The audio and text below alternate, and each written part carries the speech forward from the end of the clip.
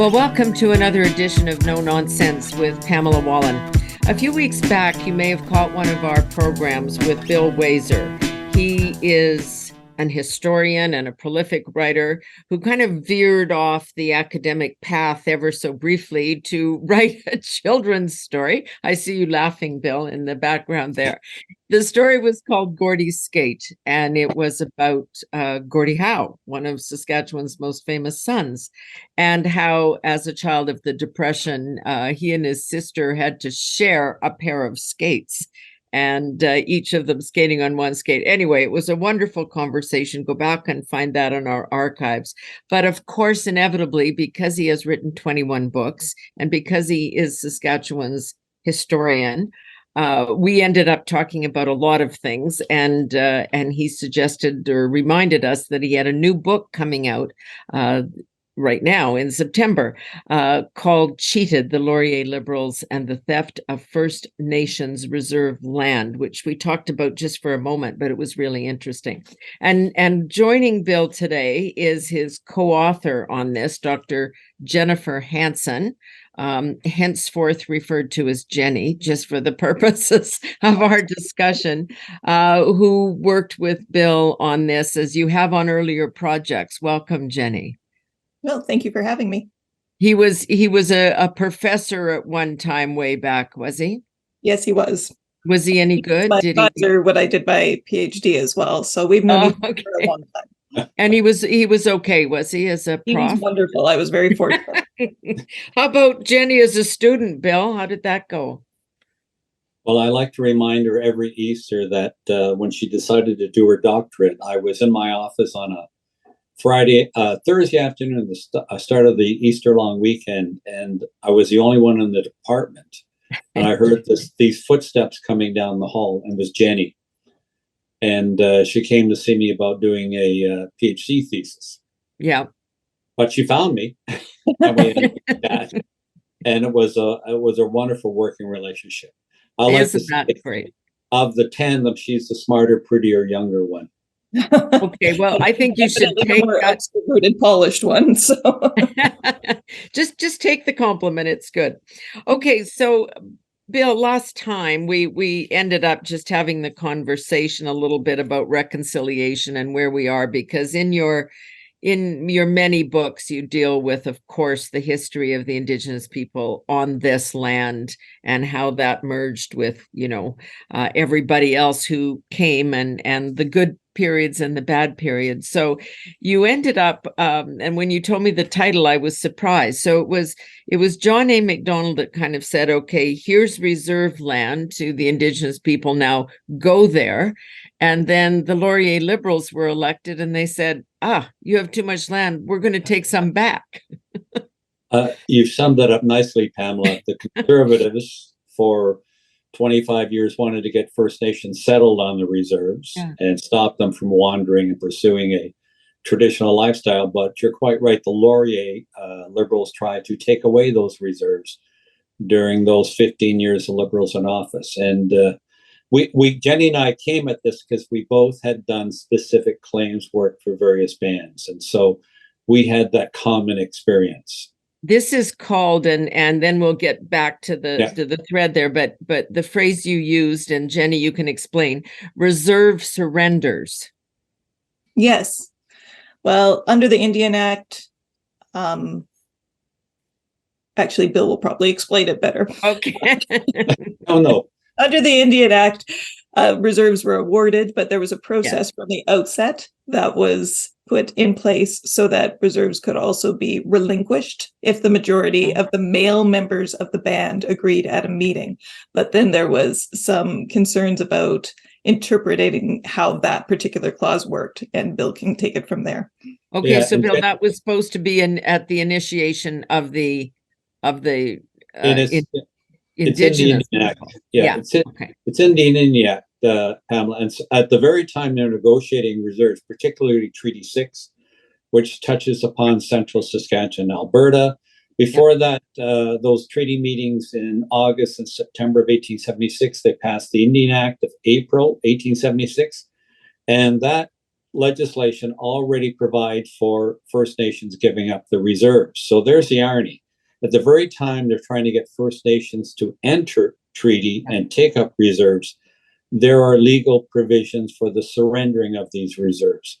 That legislation, as Jenny said, is very vague. It says majority of members at the meeting. Does that mean the majority of the band? Right. And it could be interpreted many ways.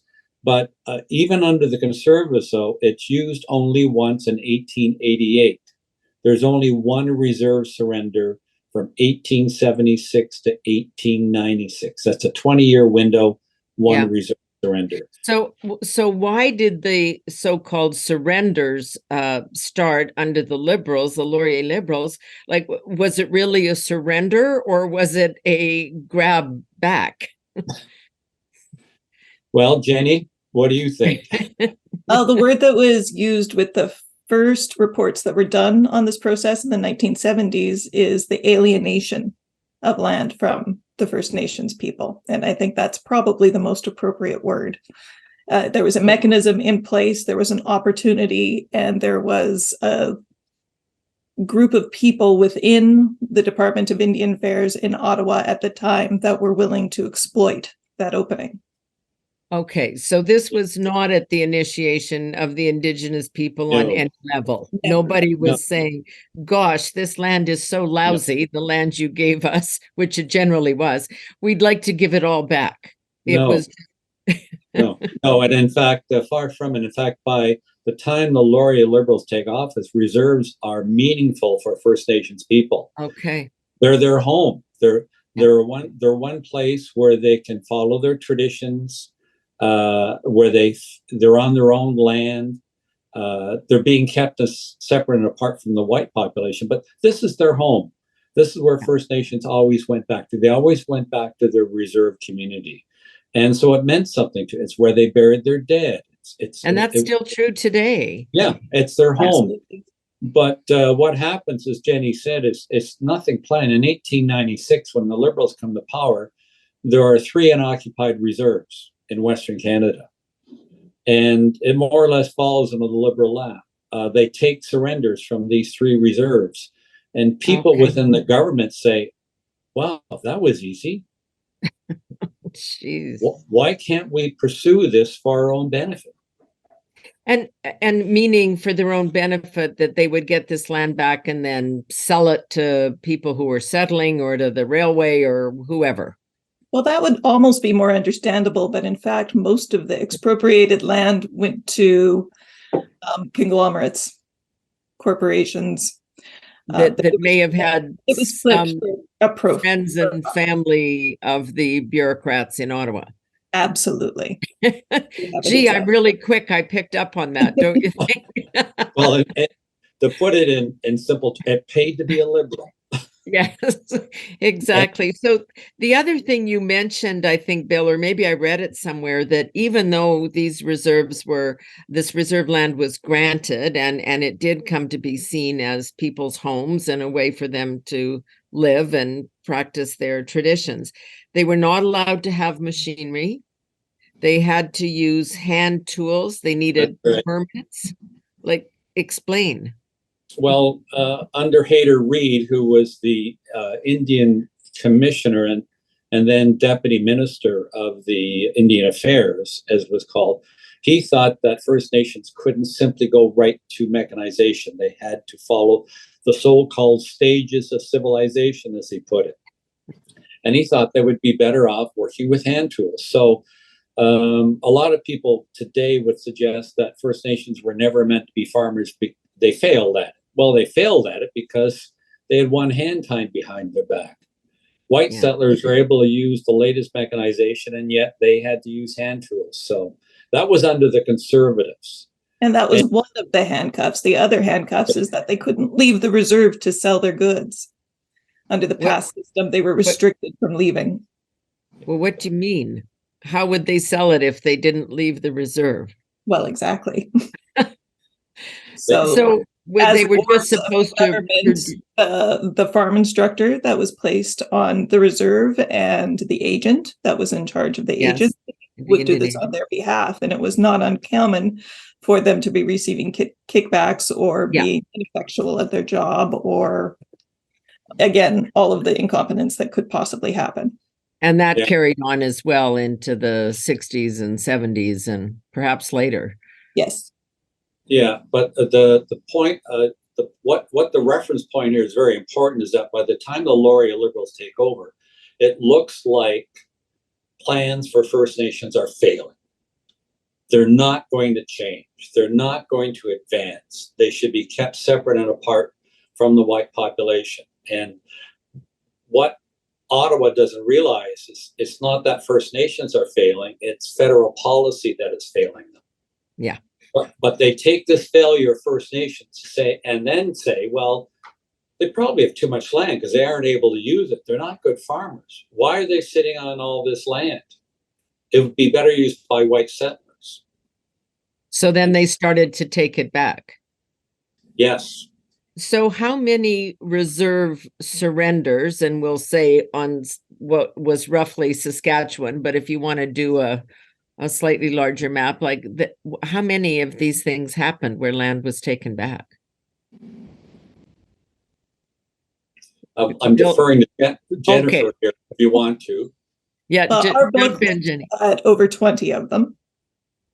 And the number that we are using to summarize the book is that 1 in 5 acres, 20% of land on the prairie provinces that had been awarded to First Nations was taken back during the process of land surrender. So what was the theory here? I mean, obviously, greedy folks who want to make money, and as you say, you know, being a Liberal was financially rewarding at that time. We get all of that, but what was their thinking? They would just make them smaller and smaller, these reserves, but still keep the Indigenous people there. It wasn't that they had some policy of integration.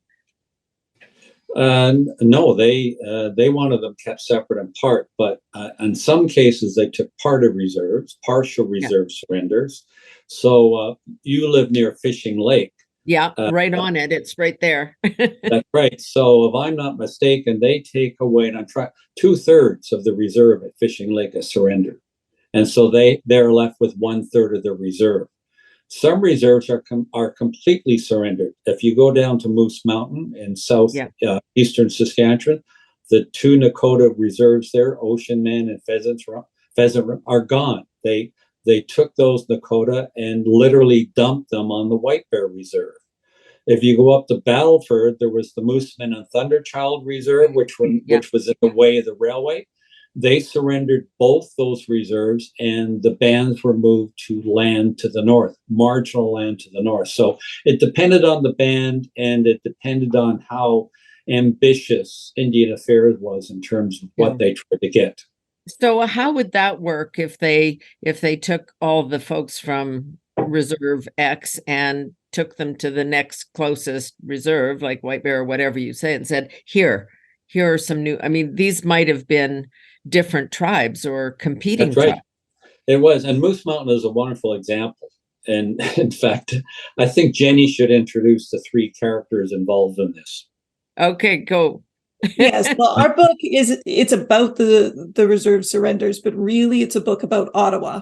We are looking closely at the Department of Indian Affairs and the people who ran the department. Yeah. The minister at the time was Clifford Sifton. The Deputy Superintendent General of Indian Affairs at the time was James Smart. And James Smart was directly involved in the reserve surrenders at Moose Mountain and benefited from it. Right. What we really wanted to do was make it clear how the department operated at the time.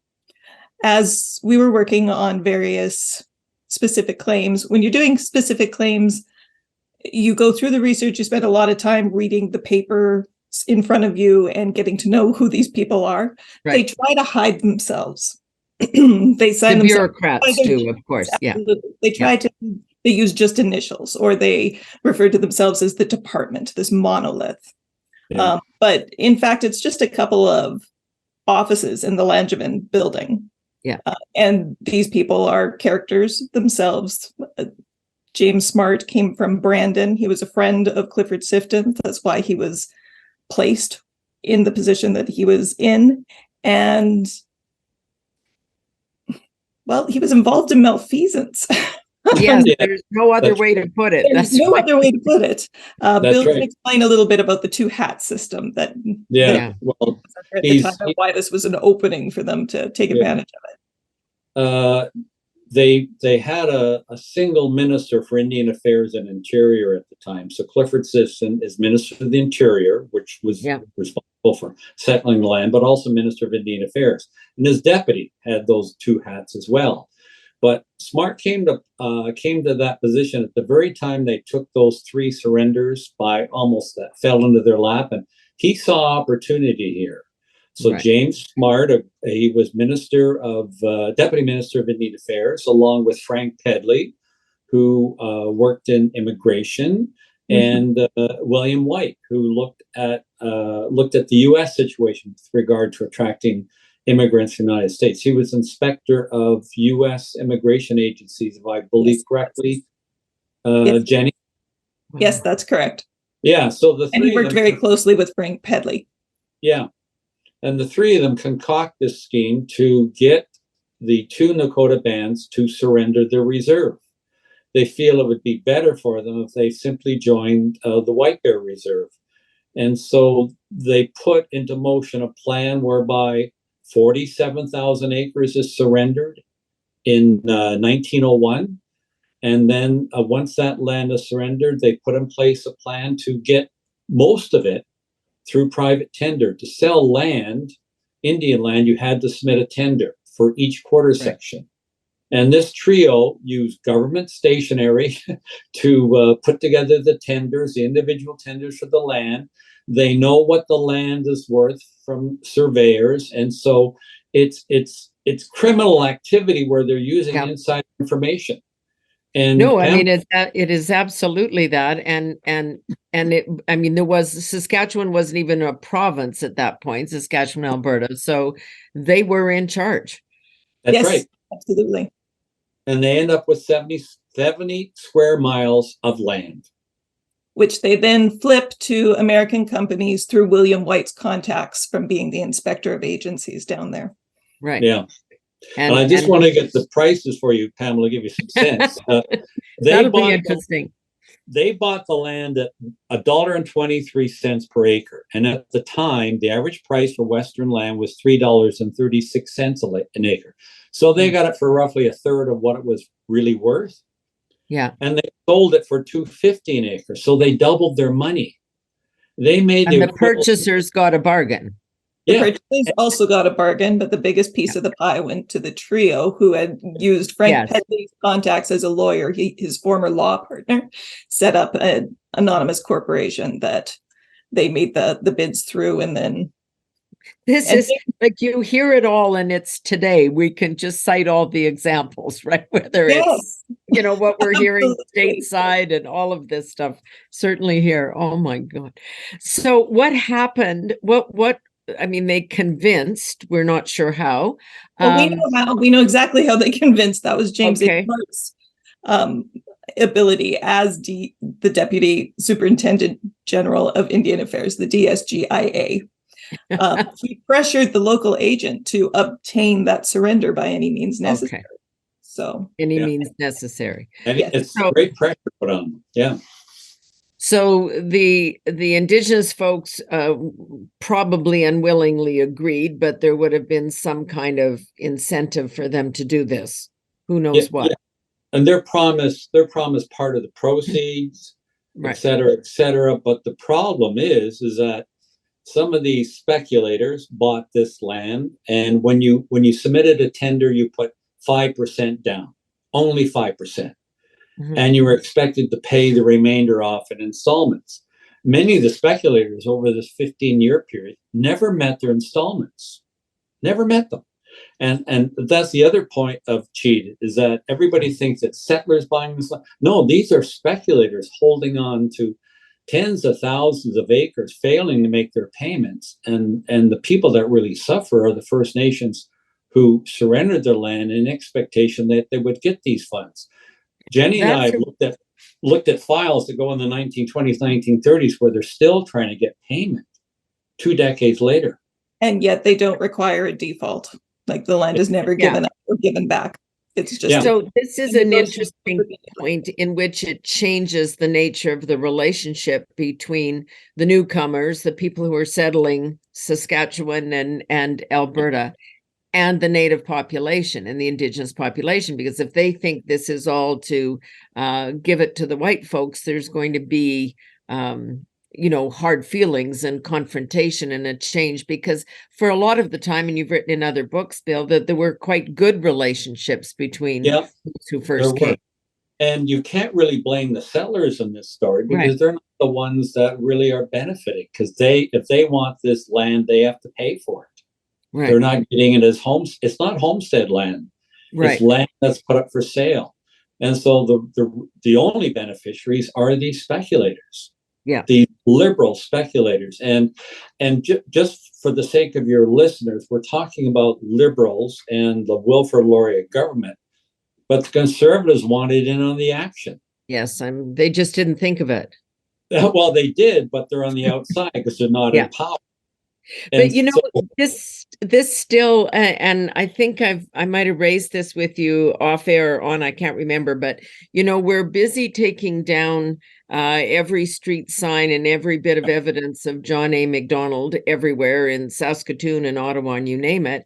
But we have Laurier street signs and buildings and schools everywhere. Is it because people don't know this part of the story, or why is Macdonald singled out?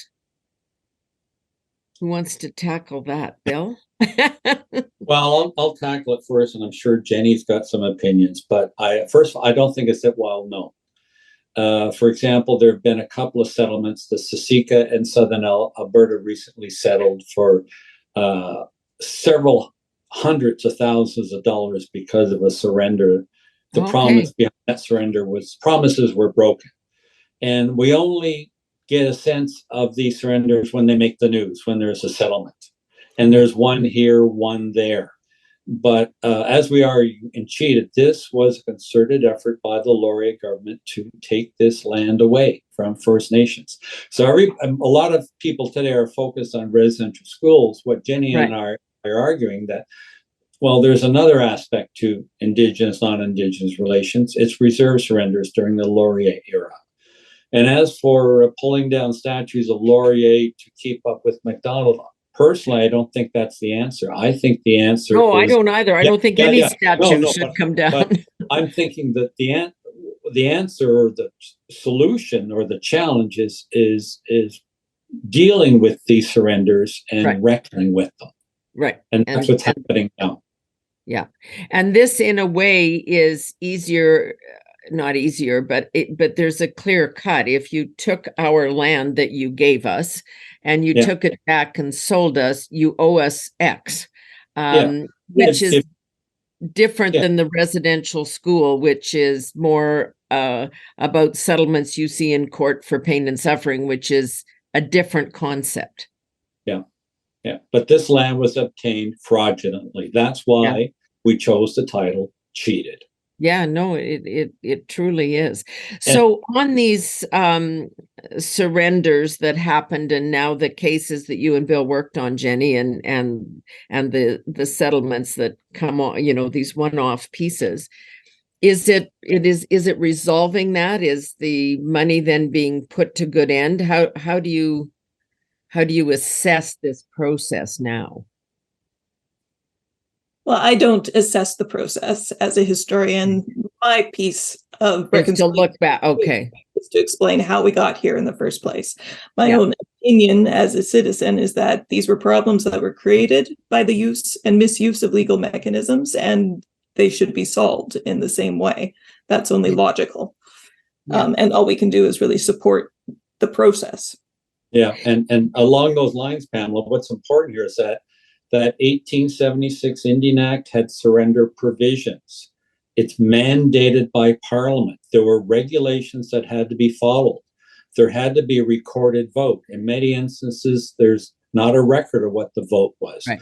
There had to be a record of what was discussed at the meeting. In many instances, there's not a record of what was discussed at the meeting. In fact, Jenny and I have uncovered 4 people, and I just want to get their name into the record. There was John McDougall, who was a Methodist missionary. And then there were 3 Indian inspectors, Sam Marlett, William Graham, and John Markle. They seemed to have a contest amongst themselves, so who could get the most surrendered land. And they didn't follow the provisions, Right. the mandated provisions. So they broke the law. Yeah. Well, and you have no idea what the conversation was at the time with the folks living on the reserve, right? I mean, you don't know what the Indian agent said. We'll take your firstborn or whatever. But there was an interpreter there, and as I said, there were these mandated provisions. They were supposed to produce a record. They weren't followed. They weren't followed. No. And in some instances, William Graham, all he said with regard to Fishing Lake is that I met some resistance.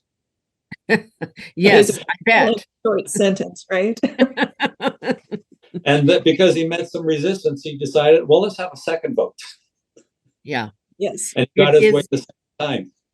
And the perspective of the men that were going out obtaining these surrenders is very interesting to me. My research tends to be on social networks and who's involved and what they were up to. That's my wheelhouse. And I like the chapter title that we came up where we really dig into this: men with special qualifications. Where did they come from and why were they placed to do this? Because they weren't, there was 2 parts of the Department of Indian Affairs. There was the inside service and the outside service. And these men largely were neither. They would just be appointed kind of as outside consultants to go and get this done if the agent couldn't. Again, the echoes today are deafening. Yes. Yeah.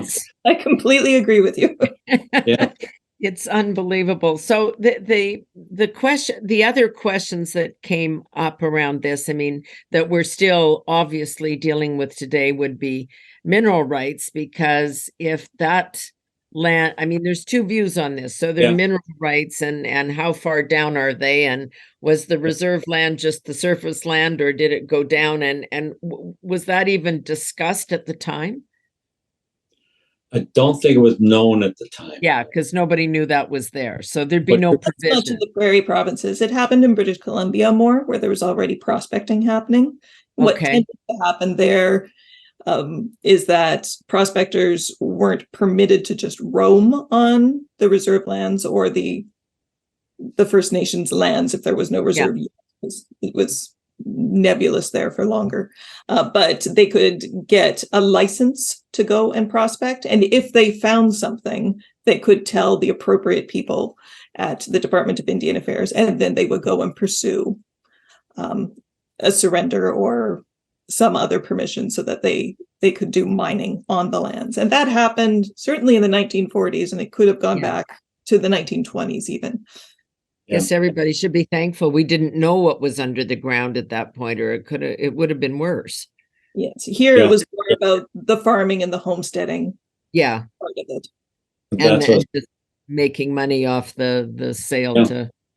That's right, and it's not just civil servants either. Jenny and I have uncovered fraud by a minister of the Crown. Yeah, Frank Oliver. Absolutely. And you were mentioning people who have a lot of accolades and roads, etc., named after him. Frank Oliver is an interesting one. Well, I've never heard the name, so tell me a little bit, Jenny. He was founder of Edmonton and very loud and vocal proponent of the city when it was first being established. He ran a newspaper. Was that the Edmonton Bulletin? Yes, that's right. Founder of the Bulletin. Which he used as a mouthpiece. Of course. He had Power of the press goes to those who own one. Yeah. He was a screaming racist. There is no other way to describe what he would put in print and say over and over again. He wanted First Nations people out of Edmonton, and the farther out, the better. And he became Minister of the Interior after Clifford Sifton did, and had this apparatus in place. Promoted Frank Pedley to be the DSGIA at the time, and brought in his men of special qualifications and went after surrenders. Love that phrase. I think we'll have to use that, We'll be women of special qualification, but Perhaps, yes. No, and Jenny's quite right. He did not want a reserve in Western Canada on the prairies. He wanted First Nations to move to the margins of society, north, in other words, separate and apart. That was the theory, that they would just be pushing them north. But he's a Bill, maybe you want to tell them a little bit about Enoch.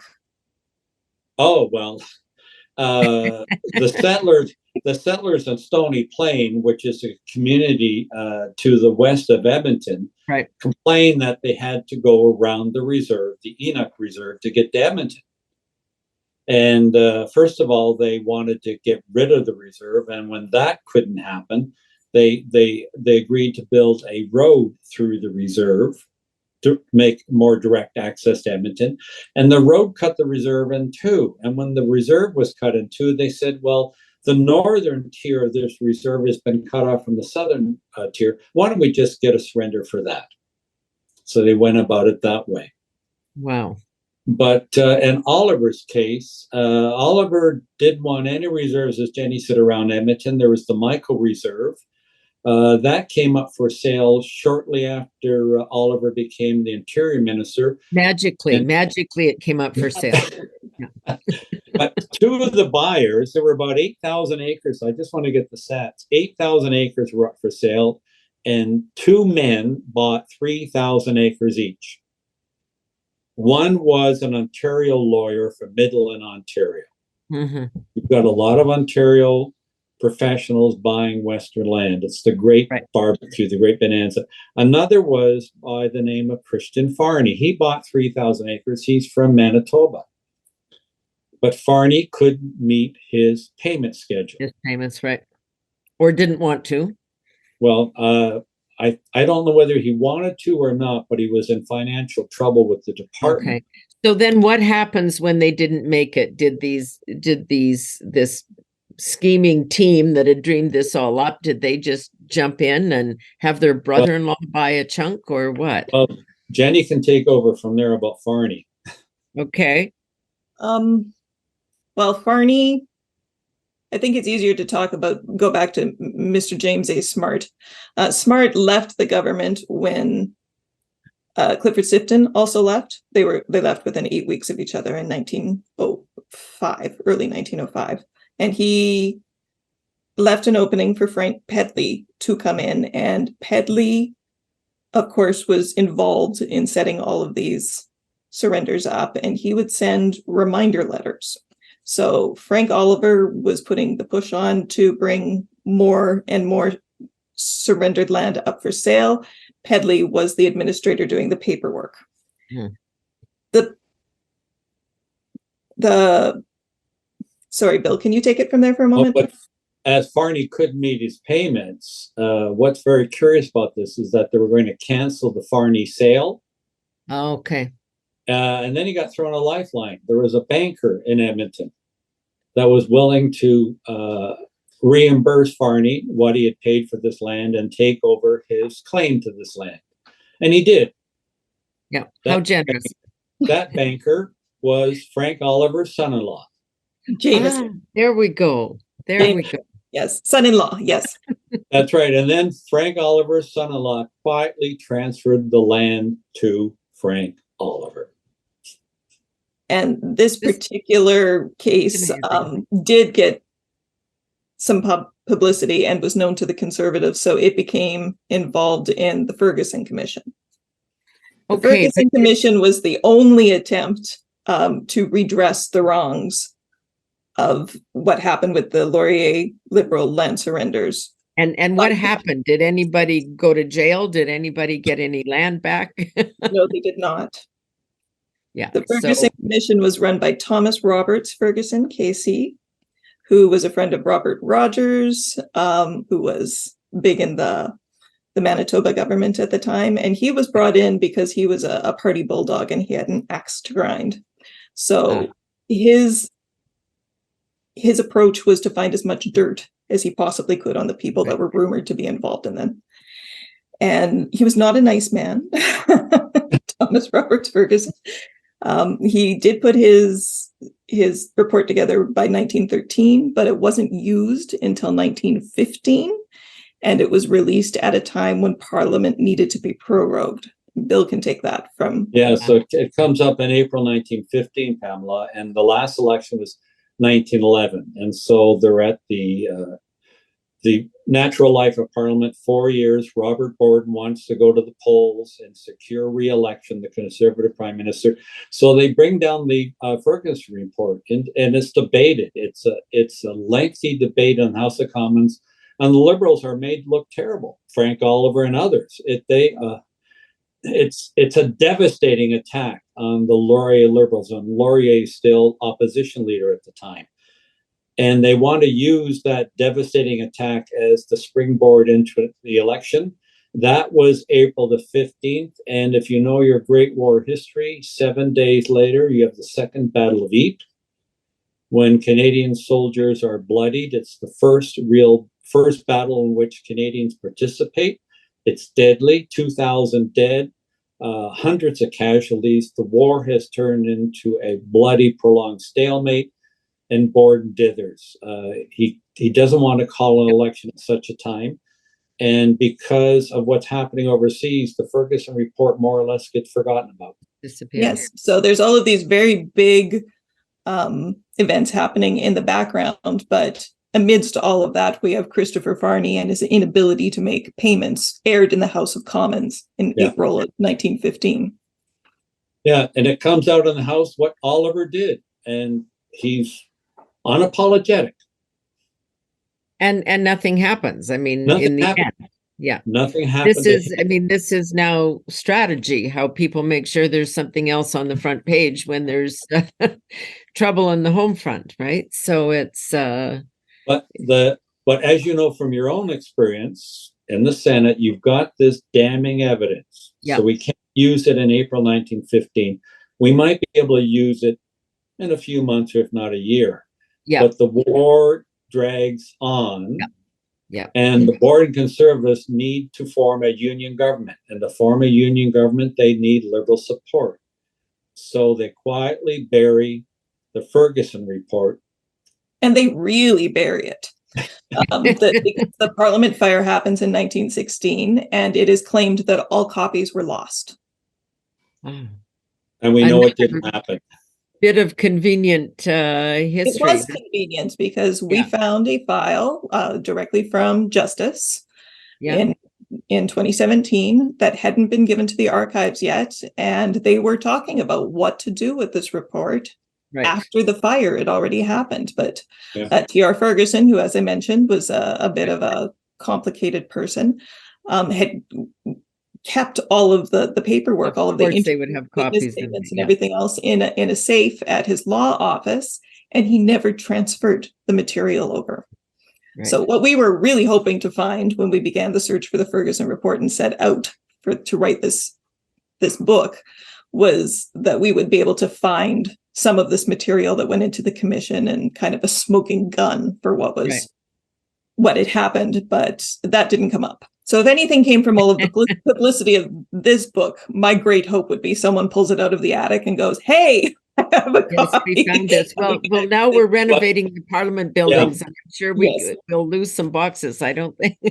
But we traced the history of that firm, though. We did our homework here, and we got it down, I think, to the 1970s, Jenny, or 1960s. And then we went through all the partners, and we got somebody who was at that law office and said that, well, if those files still existed, they were destroyed. Yes. Yeah. But the important point here is that Jenny and I and Cheated have been able to make this argument even without the Ferguson report, because he wasn't primarily concerned with what happened to First Nations. And a lot of what he said was duplicated in the newspapers. It's all there in the newspapers. Lengthy. Yeah. And especially if you own one and you think your speech is brilliant, you make sure every word of it is run, right? So absolutely, hoist on their own petard. In W. Roche published his speech, the Ferguson report. So that's one of the sources we were able to use. I've got to ask you too, because this is your life's work, tracing and putting together the pieces of our history so that we might learn from it, so we don't continue to behave badly or make mistakes, and sometimes it's both. But it must be, in some ways, I mean, of course it's exciting that you uncovered this, but it must also be massively depressing that they got away with it. We haven't learned anything. We're still doing the same things in more sophisticated ways.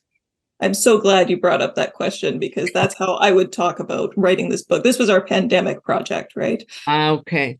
So we worked on it through that. And the highs of it has been the people we've met in the process of it. And it has been great. It's been great working with Bill. We had an archivist researcher in Ottawa that we worked with as well. The archivists at Library and Archives Canada were exceptional. They were very good. I couldn't believe the cooperation we got from Justice. Like, it's been a wonderful experience on all those levels, but it's a dark topic. Yeah. Yes. And you do read it, and you're writing the drafts, and it's the middle of winter, and the world is coming to the end with yes, it's COVID, and you may never emerge. And yes. And I like to say it's Jenny's fault, though, I got depressed, because here I am. And I mean this and I joke with Jenny about this, but I'm a generation older, okay?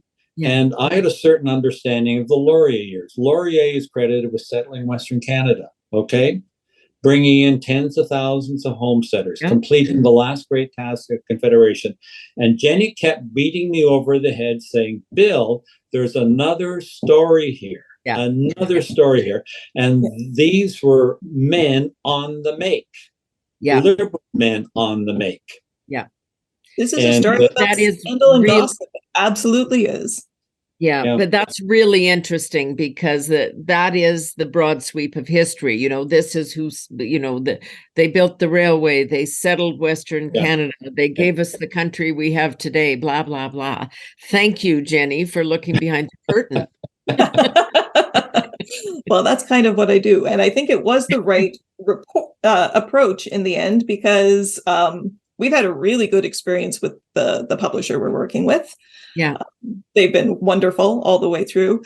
And the publishers, the proofreaders, the editors that we worked with, they all come back to us with their own personal reactions. Like, you read this book and you have a visceral reaction. Yeah. And they contact us and offer their thoughts. And the crowning glory at the end of it all was when we got endorsed by Reed McCurdy.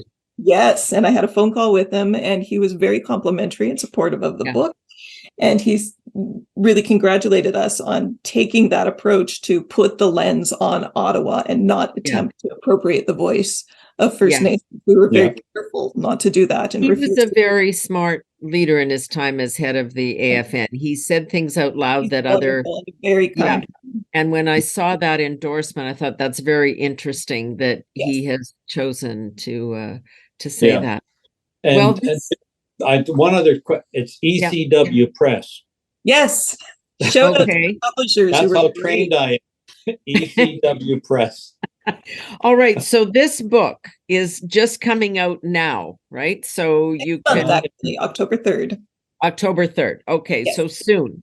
And then you can find it anywhere, whether it's Amazon or Indigo or bookstores or wherever. Because this is, I mean, that's the thing about history. It's so intriguing. It's like, I mean, these are, what's the series that, the on Netflix, like The Billionaires, this and that. This is intrigue and, as you say, malfeasance and illegality and stealing and this is. It's juicy. It really is. And then, of course, you can always point the finger at Ottawa, which everybody loves to do anyway, and usually quite rightly. So. Yes. If I can add one last parting shot, is that there's another book about the Laurier years on immigration that could be done. Absolutely. There you go, Jenny. Was also recruiting immigrants from Europe using subterfuge and fraud. And oh boy. So have you started that one yet, you two, or? We've considered it. There's another winter coming that we have to Yeah, fill. there's winter coming, and if COVID comes back, I don't know, maybe you can get that one done. Lickety split, okay? Okay. That's great. Right. Thank you both so much. Bill Waiser of just 21 books, I think, right, Bill? Yes, Or thank you. Gordy's Skate make it 22. I don't know. No, it's 21 counting, and thank you for pushing Gordy's Skate. Yes. No, it was such a good book. And then this one, I went and got this off my own shelf today, which is A World We Have Lost, Saskatchewan Before 1905, which is, of course, what we're talking about. It just it weighs 400 pounds. I'm just going to say that. It is 4 pounds. It felt like more. I did my, my lifts with it today here, but no, this is really important. And thank you so much for doing this. And I hope the book does spark these discussions again, because we still have these issues to wrestle with, and maybe this will get people's attention. So Bill Waiser and former student, but now Dr. Jennifer Hansen, who the two of them worked on this. Bill blames her, for making him do this project, but you loved it. I can tell Yes. that. So thank you both very much. Cheated, the Laurier Liberals and the Theft of First Nations Reserve Land, out in October. That is it for this edition of No Nonsense with Pamela Wallen, but check the archive and go and listen to the story about Gordy Skate, because that's a really an interesting one too, about Depression era life. Thank you both very much. Thank you very much. We'll Cheers. see you soon. We'll see all of you soon too.